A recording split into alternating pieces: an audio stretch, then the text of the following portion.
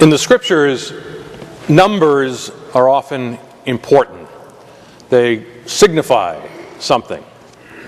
And so today, we have the number of 72. 72 people who went out to preach the word.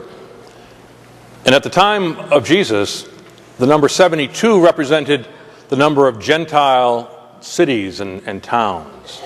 So the thought is that the 72 was all-inclusive, that everyone was to hear the message, and that everyone had a task to try to spread the news, to speak of, in religious terms, to evangelize, to spread the news. The parish that I was in before coming to Christ the King was called St. John the Evangelist. I recall one day going into a store to pay for something with a parish check. So I was in my Roman collar, gave the clerk the check, and she saw John the Evangelist. She looked at me and said, "Are you Catholic or Protestant?" I said, "Well, I'm Catholic." She said, "But that says," she read, "evangelical." I said, "No, it says evangelist, and it's a proper Catholic term as well."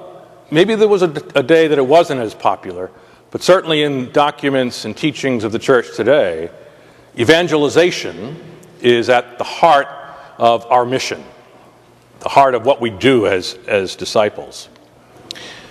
While it's true that priests and deacons preach from the pulpit here, your pulpit is someplace else.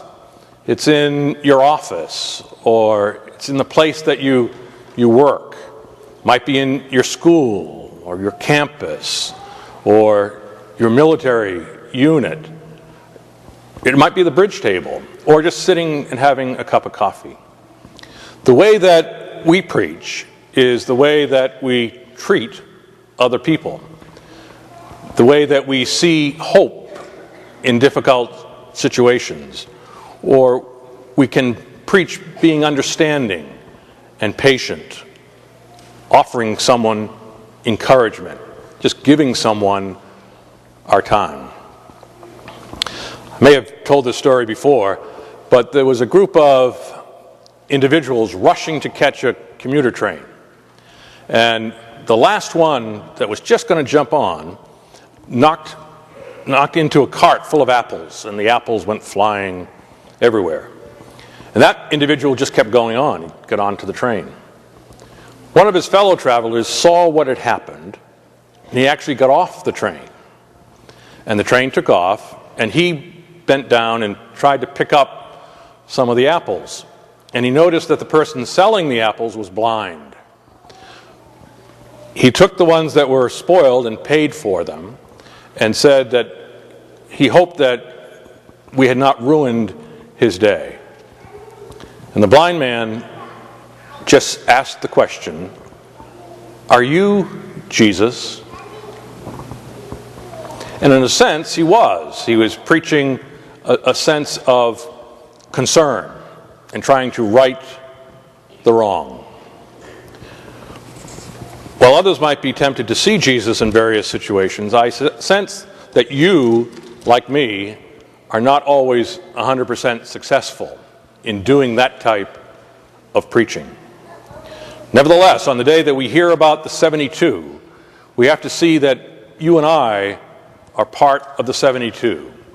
72 who try to spread the message of who Jesus is, to evangelize.